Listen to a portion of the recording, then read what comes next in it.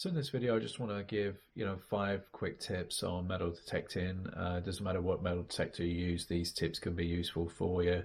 So tip number one is when you find something of interest, you want to do a thing called a spiral technique. What it is when you find something of a lot of value or interest, or, however you deem it to be of value or interest, you want to just start a circle around the item, and you want to start widening that circle until you get bigger spirals. You just want to make sure that if someone's dropped something, or there is something of value or of interest there, that there might be something else that's located nearby. So a good technique to do that is spiral, obviously along with grid if you want to, but I personally use the spiral method. So the second tip that I wanted to recommend was there's a ton of apps out there, but it's something I wish I'd done earlier when I first started, and that was tracking where I went and what my finds were and where they were in relation to where I was in relation to that hunt. That gives you an idea of, maybe building up a little bit of history or a little bit of information more than just relying on you and your memory of where you found things. If you use an app and you start, getting that kind of, wide view of if you keep going back to the same site, perhaps, you can start seeing a pattern emerging. Maybe there's more finds in one area than there are in another. And that's something that I've realized recently about a particular site, that I'm finding finds in a clustered area that I only know by looking back at all my prior digs and trips that, yes, there seems to be a little bit of hot spot. Now I'm going back to that area and just doing a little bit more fine tooth combing. I'm going a bit slower now, varying up, depths of which I'm asking my metal detector to look at. So, that's my second tip, is to use an app and to catalog your finds. I think you'll find it rewarding.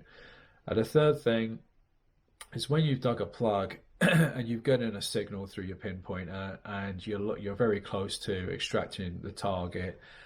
You want to be careful about how you dig with the digging tool that you use, whether you're using some kind of trowel, some kind of hand digger, some kind of knife, some kind of hori knife or something that's bladed. You don't want to go straight to the target. When you do run the risk of hitting it, and you could damage it. I've been guilty of that when I first started. I just went straight to where I felt the target was, and lo and behold, I've kind of damaged a valuable target. It could be a coin that's 300 years old, that's in mint condition, and you've just made contact with it with a blade, and now you've damaged it. I mean, it is going to happen from time to time. You're going to happen to hit these things either with your shovel or with your hand digging tool. But a tip is when you get really close, you want to kind of dig a little bit wider than what you need to and leverage that out, and then you can lessen the chances of you hitting your target directly. The fourth thing is when you're walking and you're out on a hunt, sometimes when you're digging at the plug and you're extracting it out, and you retrieve the target and you put the plug back in, you may forget which direction you were even walking. That typically happens to me a lot. So what I've tried to train myself to do is when I'm walking in a certain direction and I want to remain in that direction after I've dug the plug and I've extracted the target and I've put the plug back, what I want to do is while I'm extracting that plug out, I want to kneel down in the direction that I was facing. That way, when I've finished extracting the target and I put the plug back, I know I can continue forward and I'm continuing on the path that I want to continue on. So again, an app can help you. You can quickly take a look at it if you do get confused. But sometimes when we're digging plugs, we go around in circles and we may end up reappearing in a new direction, and that's fine if that's what you want to do. But if you want to have a little bit of uniformity about your hunts and you want to be a bit more thorough about the areas that you're inspecting, I'd recommend that after you've dug that plug, kneel down in the direction that you was originally walking in. My last tip here is, if you are out on a hunt and you're in an area that's defined and you want to kind of concentrate on a specific region, I recommend bringing just a couple of tennis balls. Something that pops out from the ground. You can use anything you want. It really can be anything, but I tend to use some tennis balls or a tennis ball. I'll just drop it in an area. I use that as a reference point of where I want to focus on.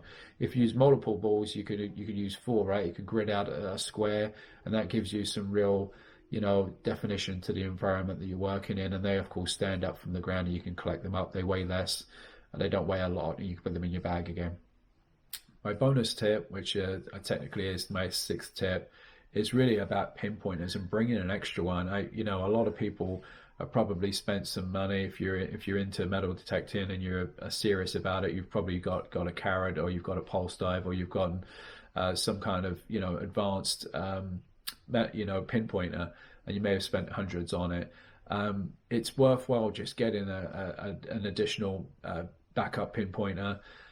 Something could be forcing when you're out in the environment. Your batteries could die, it could malfunction. There's nothing worse than just getting out in the field and you not having a pinpointer as a backup. So for me, I've got the pulse dive, and I've got just a $20 cheap pinpointer, and I'll vary it. Sometimes I'll use that if it's a target that I know I'm close to, and if it's something I'm further away from, I'll use the pulse dive, and I can vary the power settings on that.